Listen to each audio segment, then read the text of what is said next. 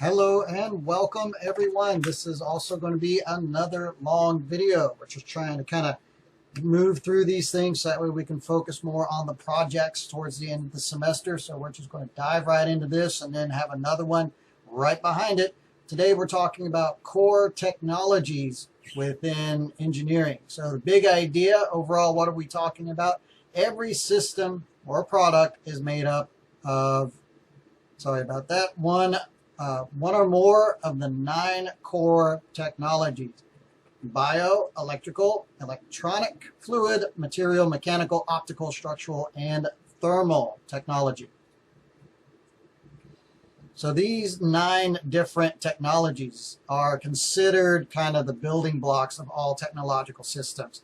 For whatever you're working with, it can be either traced back to one or multiple of these technologies, or at least have components that are traced back to one. So you may have one technology that, when you break down its subsystems, that each of their subsystems falls into one of these 9 categories.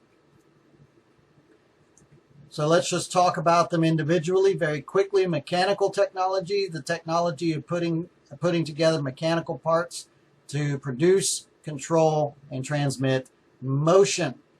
Keyword there, the produce, control, or transmit motion. Pretty much everything we're trying to control, produce, and transmit something. And in the case of mechanical, we're talking about motion. For example, gears on a bicycle, windshield wipers, engine, or a sewing machine arm. The structural technology is the technology of putting mechanical parts and materials together to create supports, containers, shelters, connectors, and functional shapes. So trusses on bridges, the steel frame of a skyscraper, or the legs of a chair. Electrical technology, the technology of producing, storing, controlling, transmitting, and getting work from electrical energy. So examples: powering a washing machine, a power transformer, or a generator. Electronic technology, technology of using small amounts of electricity, keyword here, small amounts of electricity, for controlling, detecting, information collecting, storing, retrieving, processing, and communicating. So some examples of electronics: remote control, mobile phone, or the circuit board. Your optical technology, the technology of the production of light, using light for information, in the case of fiber optics, or information collection, storage, retrieval, processing, and communication, and using light to do work. So examples: lasers, telescopes, or fiber optics. So just as a kind of a brief aside for this, like telescopes, okay, the primary function is the optical technology because they're viewing. But when you get into super advanced telescopes, ones that have tracking software and things like that, you have motors, which is which goes back into the mechanical that moves the telescope. You have electrical systems, and there's the electronics that control it. There's the powering systems that go within it to build a telescope. Because even as much as if you're doing super high resolution photographs of objects that are far away, even you moving and walking around can vibrate the ground enough that it would mess up your image. And so there's structural technology that go into it, as well as several others. So just because we reference one thing in a particular category doesn't mean that that is the only area that category is in. So when it comes to questions about this, think about the primary category. What would the overall system be in when it comes to the core technologies, not necessarily the subsystems. Thermal technology, the technology of producing, storing, controlling, transmitting, that kind of at this point should sound a little familiar, and getting work from heat energy. So example, a thermos, insulated clothing, or solar panels. Materials technology of producing, altering, or combining materials, example, welding, metal alloys, or textiles. A friend of mine used to work for Cotton Incorporated, and there was some of the stories that she told me about what they would do with cotton and try and make cotton, better or stronger, more color safe and simple things like that was really just fascinating, absolutely fascinating. Biotechnology, the technology of using, adapting, and altering organisms and biological processes for a desired outcome. So cloning, genetically altered food, more food preservatives. So one of the ones to me that has been quite possibly the most fascinating ones that I've ever heard of is stripping the DNA out of a cold virus and essentially engineering a cold virus to combat things like cancer. That is definitely biotechnology in the biotechnology realm. Fluid technology, the technology of using fluids, either gas, pneumatics, that word should sound familiar, or liquid, hydraulic, to apply force or to transport. Example, pneumatic tools, hydraulic lifts, or brake systems. And so then finally here, we just kind of have an example of what I was mentioning earlier. What do core technologies look like? So, here's, if I were to say a rocket, then most likely, the answer, where would a rocket fall into this? That would definitely be in the mechanical. Okay, because we're talking about physically looking at an object. So let me go back up to that again, just very, very, very quickly here. Mechanical technology, produce, control, or transmit motion. That definitely would be a rocket in all of this. But if you look within it, there is a lot of information. There's a lot of the other core technologies within a rocket's subsystems. So material technology, what's the nose cone made out of? What kind of material will keep it from burning up as it exits the atmosphere or re-enters the atmosphere? There's a lot of material technology that goes into the fuel that goes into rockets. Structural system, that's the overall rocket itself to make sure that it can withstand the flight. Interestingly enough, a lot of rockets, a lot of space trajectory style rockets, their structures are so thin that if you fill them up empty, they would collapse on themselves. But with the added support from the fuel, they're actually able to stand up on their own. You have the fluid technology, how to get, so you have two major types of space rockets. You have liquid, liquid fuel and solid fuel. In this case, they're talking about the liquid fuel and how do you move that fuel safely and controlled to create the reaction that creates the combustion for the rocket thrust. There's the electronic technology, the payload and guidance system. If guidance system fails, it's all over. A really, really amazing video from the SpaceX program is a rocket that was able to launch up into space, orbit, and then come back down and land vertically on its launching pad within literally just a few feet of where it originally took off. That's an amazing video. I recommend that you watch it. Thermal technology. So we're talking about the entire payload system. So in this propulsion system. And so within the thermal technology of the propulsion system, we also have the fluid technology, which is a subsystem of the thermal technology. You see, so I mean, just all of this structural technology, how to make sure that this thing stands upright. There's just so many technologies within one single thing. So, but the main thing to think about is when asked specific questions, what kind of technology would this object fall into? You would want to think about overall. Don't worry about the subsystems unless it addressed the subsystems specifically. Okay, so that's kind of that's one of the major takeaways as far as potential test questions that you might see. But the other questions, I think we've covered pretty well in this one. So this is part 1 of 2. I look forward to seeing you in the next video. Hello and welcome everybody to part 2 of the lesson.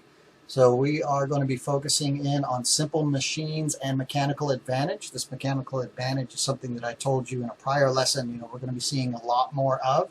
And so that's going to be a major part of this lesson. So it is longer. You need to pay attention. It's very intense.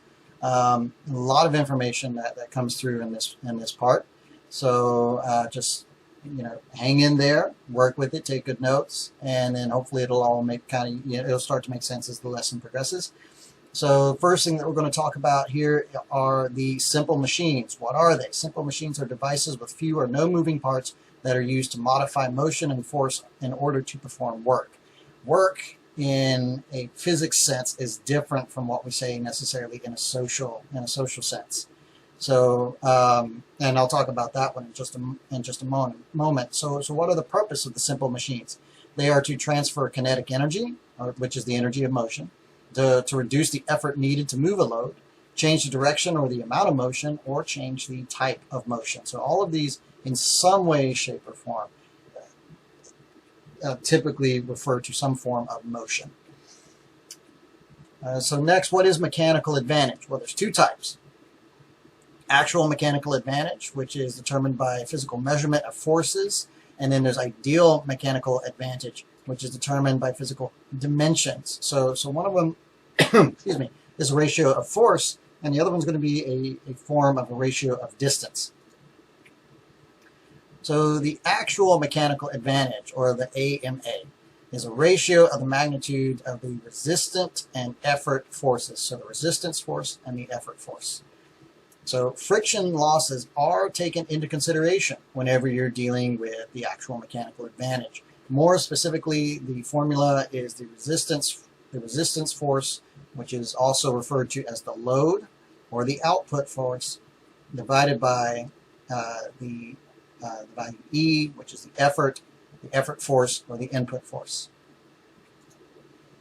The ideal mechanical advantage is the ratio of the distance traveled by effort and resistance force.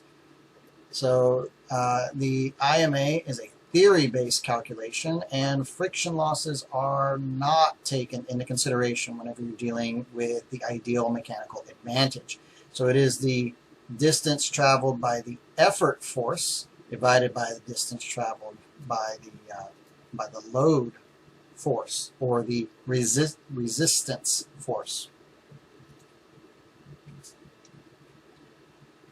So when we're talking simple machines, we're talking about a tool that's used to complete work with less effort. A simple machine is any device that requires only a single input force to do work, and work is, and now so here is your official definition of work. Work is the force applied on an object times the distance traveled by the object. And so you get this equation down here.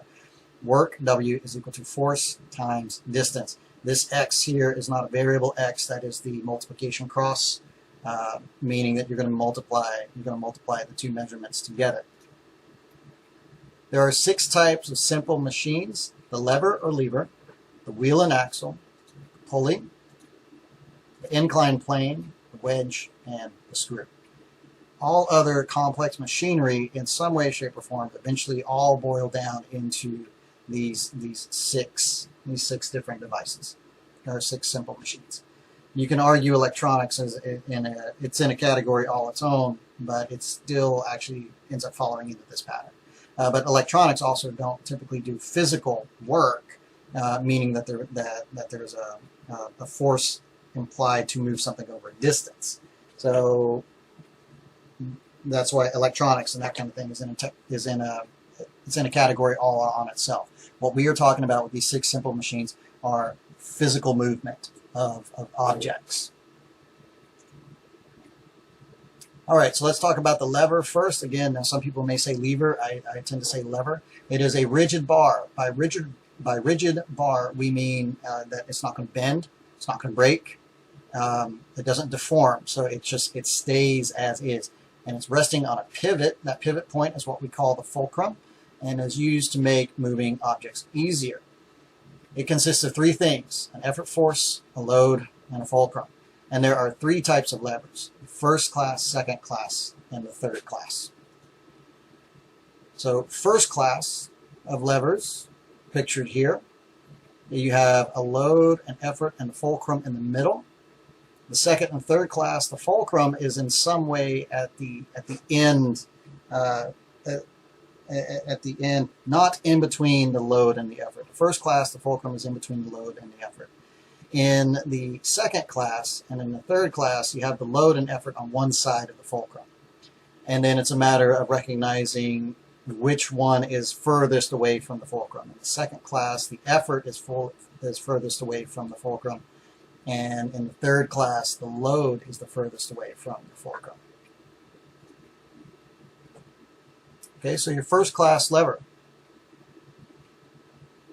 First class lever. The fulcrum is in between the load and the effort, and the effort force and the load or resistance force are going to be applied in the same direction. So in this case, a lot of times when we're talking about the load force, we're referring to gravity, and so it's pushing it towards the ground. And so in a first class lever, it also is going to your effort is going to be pushing towards the ground also in order to get the load to move up. Also note that with a first class lever, the mechanical advantage can be 1, it can be greater than 1, or it can be less than 1. In your second class lever, the mechanical advantage is always greater than 1. This time it is the load that is between the fulcrum and the effort, and the resistance force and effort force, or the load force and effort force, are in opposing directions. So the example given here would be a wheelbarrow. Third class lever, mechanical advantage is less than 1. The example that they use here is a fishing rod, where the load will be the weight that's on the end of the string. The fulcrum in this case is at the handle, and then the effort is actually within the rod itself. The effort force is between the fulcrum and the load, and the load force, resistance force, and the effort force are in opposing directions once again. So let's take a look at an example. Assume using a 5-foot metal bar, a brick, a park ranger is able to move a 1,200-pound rock away from a bicycle path. Using the bar as a lever, the ranger places the brick 1 foot away from the rock and applies a 300-pound force to the lever. What is the actual mechanical advantage, and what is the ideal mechanical advantage of this lever? So it helps with a lot of these to just sketch out a very quick graph or a drawing, so that way you can kind of see a little bit about what's going on. Fulcrums in a lot of technical designs are given by a triangle. Okay, they don't have to be. I mean, in this case, it was a brick. I've seen a lot of bricks. I went to NC State, and I've never seen a triangular brick, at least intentionally. But you know that. So I mean, but this is just a sketch, just to help see a little bit about what's going on. If the rock was over here, that was a 1,200-pound force downward. It's 1 foot away, but this was a 5-foot bar. So that means the effort force at the end here is 4 feet away, 5 minus 1. And then, and then the ranger applied a force of 300 pounds. So remember that the actual mechanical advantage is the resistance force or load divided by the effort force. And the ideal mechanical advantage is this d subscript e. So for both of these, it's distance. The subscript tells us what for. So this is the distance of the effort divided by the distance of the resistance force, or the load. So the actual mechanical advantage is, notice that they're both in pounds. We cross this out because what we need to do is keep consistent units. If, say for instance, the boulder in this example was given in terms of kilograms, you would need to convert over, otherwise you're not going to get an accurate mechanical advantage. But the load force was 1,200 pounds, and the effort force was 300 pounds. Pounds cancel out. 1,200 divided by 300 is 4. Mechanical advantage is what's considered a dimensionless unit. So it works. It doesn't matter what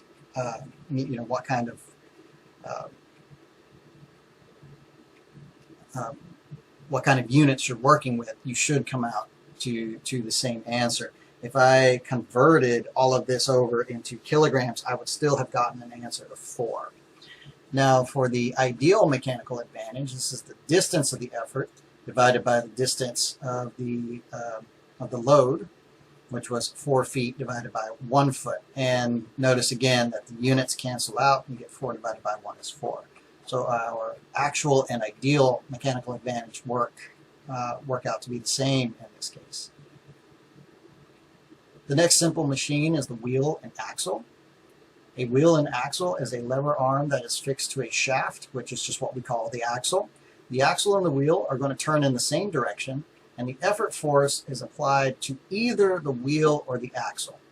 Okay, it can go to either one. And as we look through these examples, you'll notice that the descriptions always refer to, an either or. And it's not until we actually get into an example,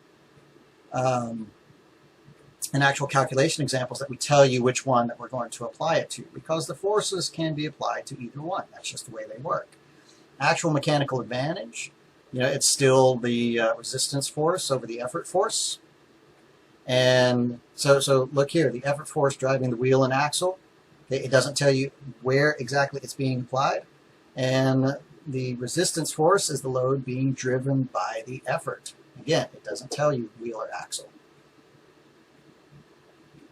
The ideal mechanical advantage in this case is the diameter of the effort of whatever component that it's being applied to. So that can be the wheel or the axle, and then the diameter of the resistance, which can be either the axle or the wheel.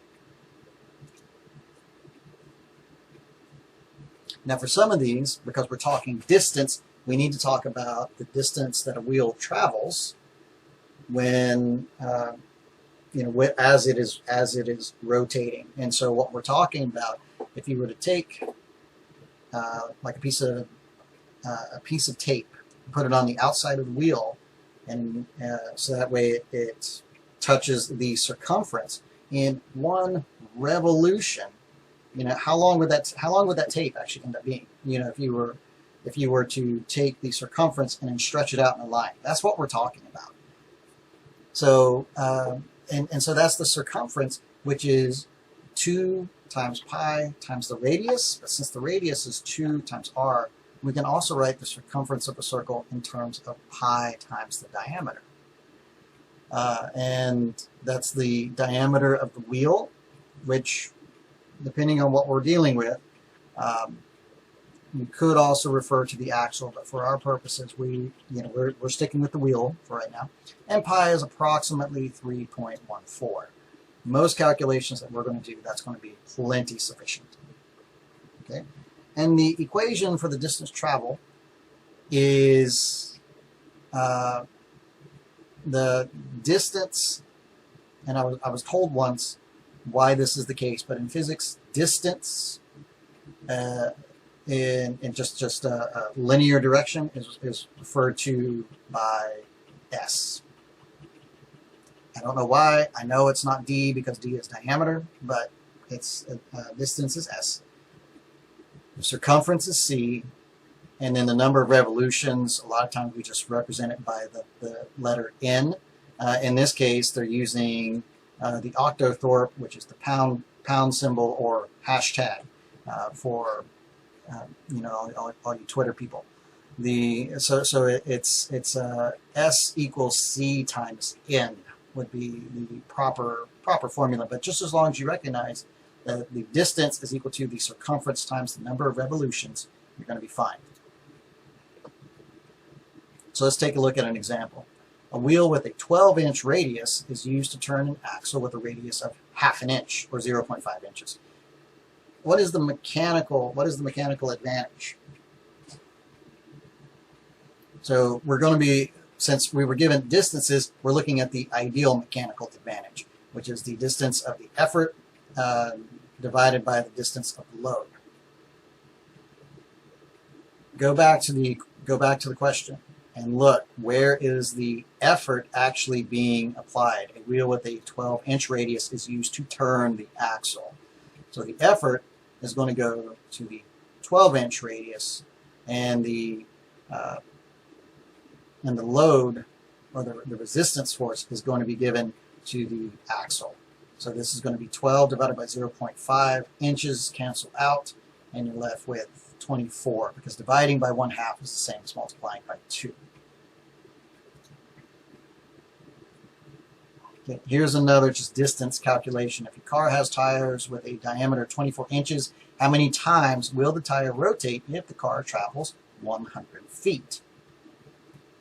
First thing to notice about this problem, diameter is 24 inches, but then the distance is 100 feet. If you just take 100 and divide it by 24, you're off by a tremendous amount. Because it's a dimensional mismatch. One is given in inches, one is given in feet. So what you want to do is you want to convert. 24 inches is exactly 2 feet. So it's easiest just to go ahead and convert the inches over to feet. There's going to be some cases where you may want to convert the feet to inches, but ultimately it just kind of revolves around how the numbers play out and which one works easiest for you.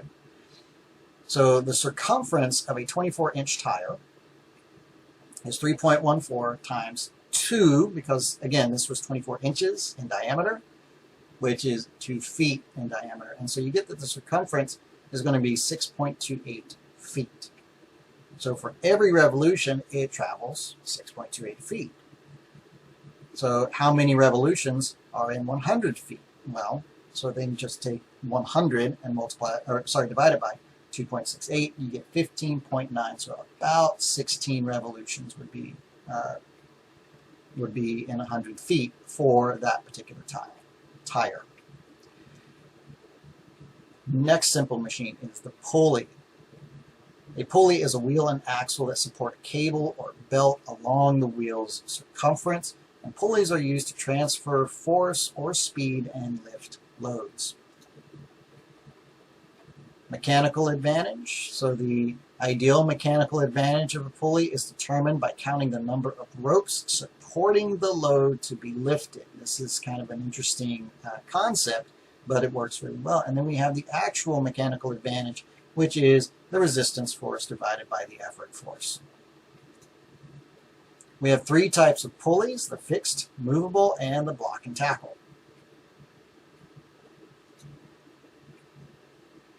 So the system shown is used to lift a load of 60 pounds, a distance of 2 feet. So you have your load force, and this arrow pointing down is showing that it wants to fall to the ground. And by pulling on the pulleys, it's going to lift it up. How much effort must be applied, and how much rope do you need?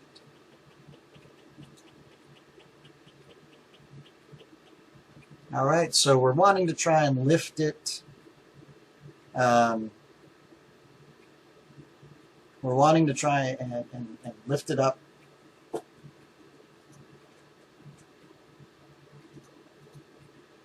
Uh, 60 pounds, 2 feet. So first thing, ideal mechanical advantage, 6. Where on earth did that come from? I had to just glance back really quickly. Because I wanted to make sure before I did this that it was not stated in the problem. Where does this ideal mechanical advantage come from?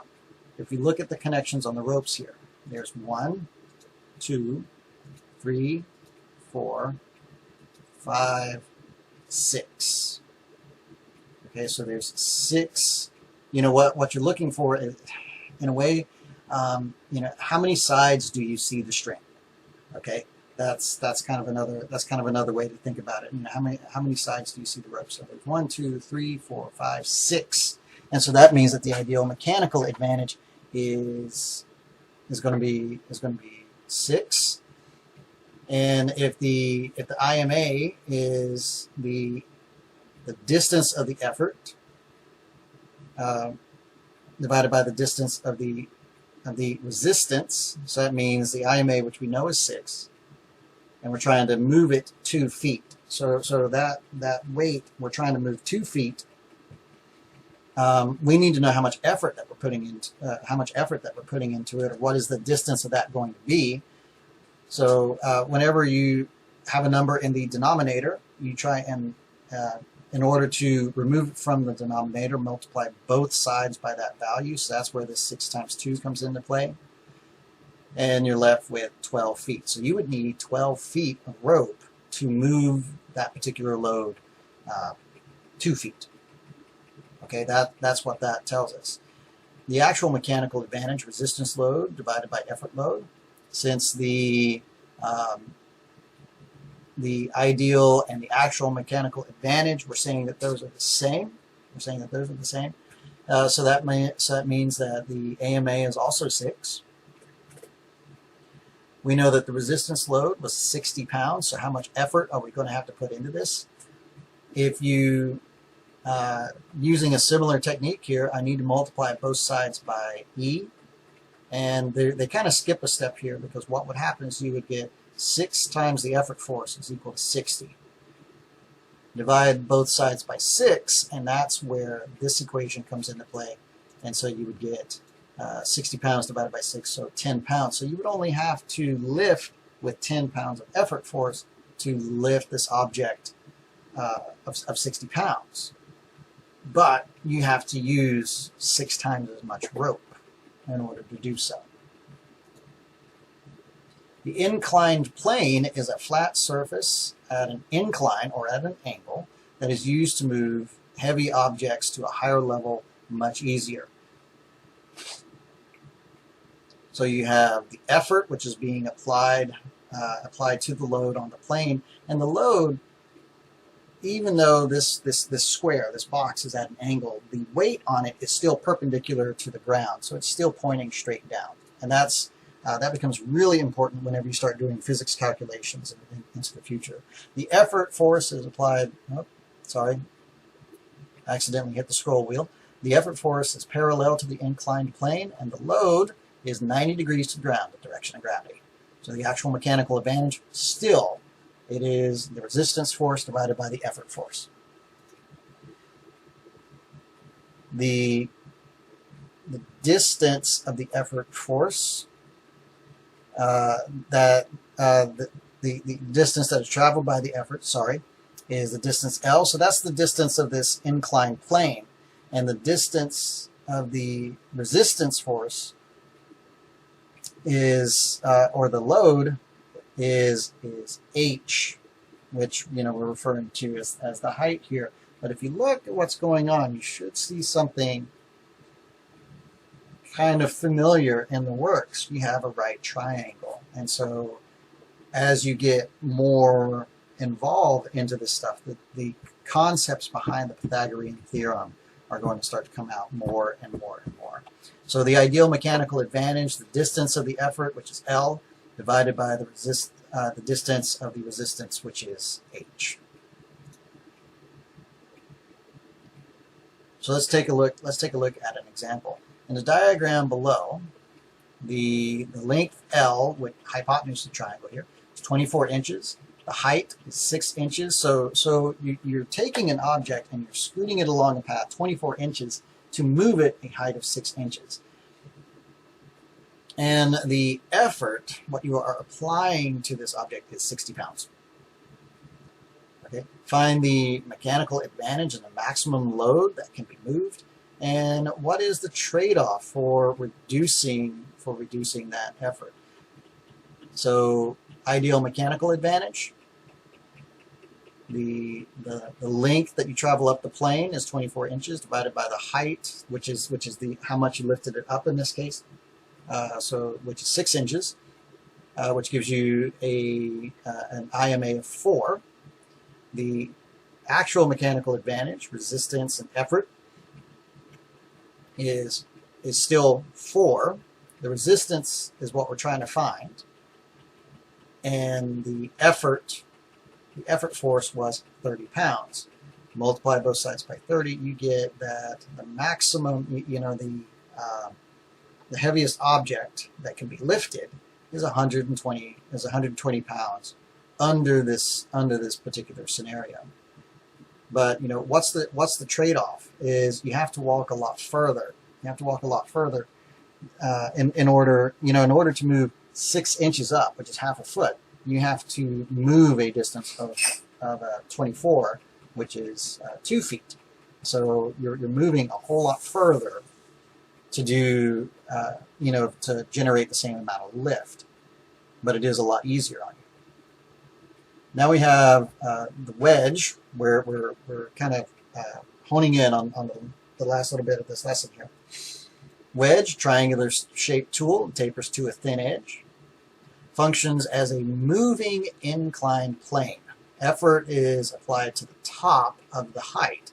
So in an inclined plane, the effort is moving along the hypotenuse. It's moving along the top part of it. Whereas with a wedge, it's really an inclined plane, but you're applying all of the effort onto the flat side, which in Pythagorean theorem we would say is one of the legs.